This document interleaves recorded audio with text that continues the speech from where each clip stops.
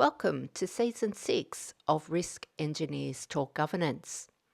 In this episode, due diligence engineers Richard Robinson and Gaye discuss the complexity and pressures stakeholders are having with SFAIRP. We hope you enjoy the chat. If you do, please give us a rating and subscribe on your favourite podcast platform. If you'd like more information on R2A's work or have any feedback or topic ideas, please head to the website r2a.com.au. You could also find details for the live forum they discuss in the podcast description. Hi, Richard. Welcome back to Season 6 of our podcast. A genuine surprise, I think. It is a very genuine surprise, Richard. I think, yes, 54 odd episodes so far. And we even upgraded our technology to suit. We have. So very excited to be back for Season 6, and I think we're going to lead on from what we did in Season 5. And Season 5 we sort of titled Difficult Discussions That Engineers Need to Have, especially in the safety space and project space. And I think one of the interesting things from the last season was it generated a lot of discussions and interesting comments. It did, which was a surprise to us. Which a was further a surprise to us. Correct. And we've actually just released our latest newsletter, and in that newsletter we've got Q&A with R2A, which might become a regular feature, I think. And so what we were thinking this season we would do would be to sort of build on the Season 5 and those difficult conversations that engineers need to have or discussions that engineers need to have, and take into account some of those questions and comments. But it would also sort of motivate us, I guess, to hold an in-person event later this year in October. And we were actually having a discussion this morning about what this event was going to be called and what are some of the key things that we're going to talk about in it. So we thought that might be an interesting first podcast for our Season 6. So we might just go on with that. So do you want to give a little bit of an overview of who we've got coming to the podcast and then to the in-person event, and then we can have a discussion about how we were trying to talk about the stuff that we want to include and some of the difficulties that engineers, architects and lawyers are actually having with the idea of SFAIRP. Well, yes, and in fact that means we had to have three core speakers, with you acting as the facilitator. Correct. And resulting in your takeaways at the end of it all. But we needed a lawyer, and so we got Joe Calerio, who was the former wing commander basically, and wrote the Defence Aviation Safety Policy, which defines SFAIRP in a very precise way. Far more precise than I think we've seen most lawyers define. Yes. We first came across Joe when they invited us over to test our understanding of SFAIRP with his way of writing it up, and if it wasn't inappropriate, I probably would have given him a big hug at the time. Probably inappropriate, probably still inappropriate now, but you know.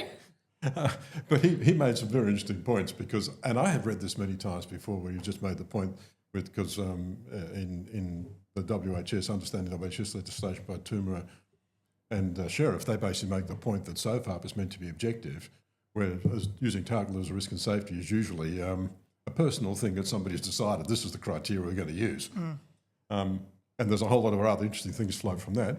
The other person we've got is Dr. Frank Stocks, who's an associate of ours, who's an architect with a PhD in CEPTED, Crime Prevention Through Environmental Design, who's busily designing stuff for the Auckland Airport and a few other things.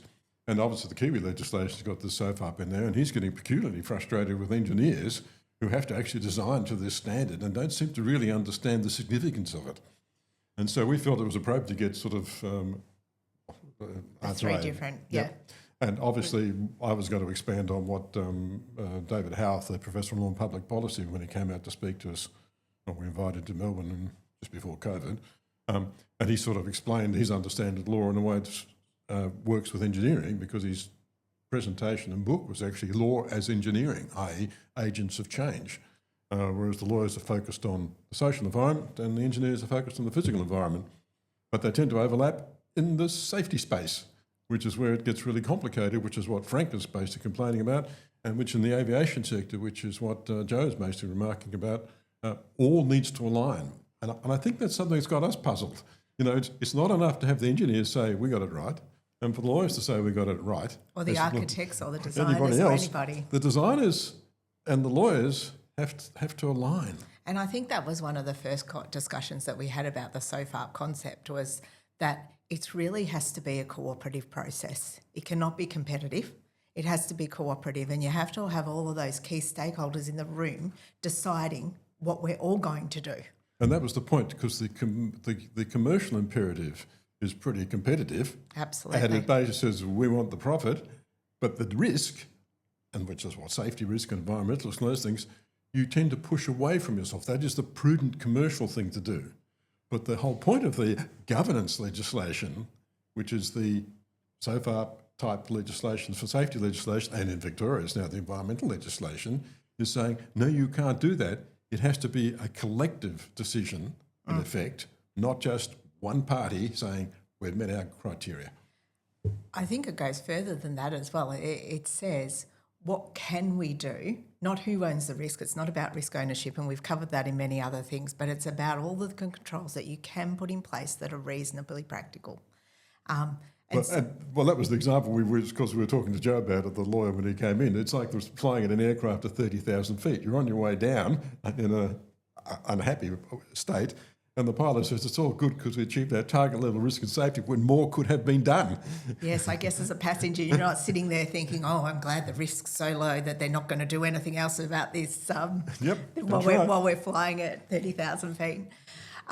I think it also prompted the next part of the conversation that it prompted was we were trying to define what SFAIRP means for different people. And as you said, we've got a lawyer, we've got Frank as the architect/designer, and we've got us as engineers and due diligence engineers, and what it means for the different parties and stakeholders. And I think that's part of the complexity around it as well. You know, when we talk about SFAIRP in an organisational sense, it's about the governance process that you undergo to demonstrate the due diligence requirements under the legislation.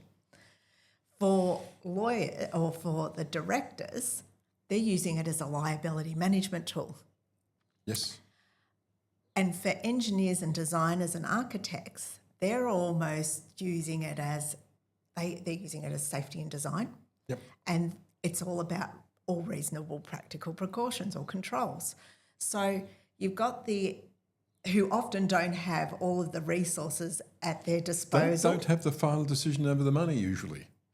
And so the pressures are being pushed down to the engineers and to designers in the organisation to manage the liability aspects for the directors, but they're often not in a position with all the resources and the components that they need to be able to do that. And certainly not the test for the elimination option, which we keep coming across, and the latest commission is about to address, I believe. Perhaps we won't talk about it though. But infrastructure projects in general, yes, typically don't look at the elimination option. And I think that's some of the interesting discussions that have been happening in our consulting work is, there's an ultimate client, there's a contractor delivering things. Yep. The contractor says, well, times have moved on, you've got a specification for a scope of work, but there's other things that you could do. What do we do with that information? And they do have to punt it up so the ultimate client can make the decision. But there's this mismatch between... the ultimate client probably doesn't want to make said decision either, which is the other difficulty, particularly in times of financial constraint. So unless they're a state cabinet who has no liability for such things, it's a very difficult decision to make. And so I think it goes back to that first conversation that we were having, that all of those stakeholders need to be in the room to have these conversations. And SFAIRP is about that cooperative approach rather than competitive approach to be able to do that. So I think there's a lot of SFAIRP pressures, if we want to call it, on the different stakeholders that make this situation, these discussions very difficult. And, well, it goes further than that, because each one of those different stakeholder and their advisors actually come at it from a different point of view. Yep. So that means rather than having the cooperative outcome, you tend to get that competition in some way or another. And remember, then that's where it gets really scrappy. I mean, obviously you're going for the commercial imperative at one level, but disproportionality in a safety sense says, no, you have to hold that commercial imperative back in favour of safety. And that is not an easy conversation to have in the current day and age. No, it's definitely not. independent consultants sometimes help with that, don't we? To have those conversations. We're part of the due diligence process to make sure that what needs to have been done was seen to be done. So it's that facilitation of it, and I think that goes then back to the organisational governance process of demonstrating due diligence. Well, but see, that's what's happening to us, though. I mean, it always finds, from our viewpoint, if you haven't got the lawyers on side when you start the job, it's problematic.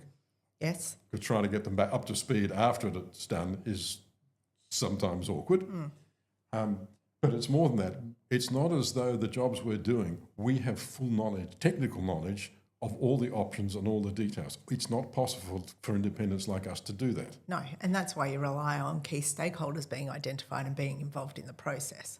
So as we said before, as consultants, we're almost holding up a mirror to the key stakeholders, and then... but document in a way that all the parties are satisfied with the result. Correct. So there's some interesting things that are happening, and it's not a simple fix. No. And I think the complexities are increasing as time goes on. Because of the commercial pressures are becoming more severe.